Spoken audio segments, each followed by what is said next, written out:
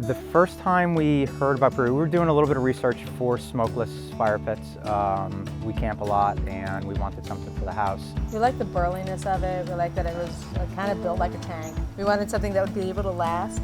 That was a big part of it. Just the quality of this product is hands down better than other products that we've seen.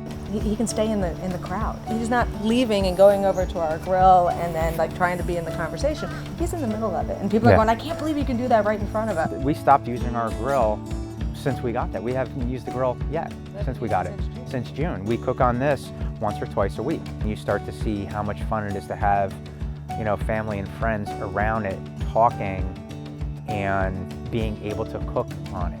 You don't know the enjoyment that you're going to get out of it until you start using it.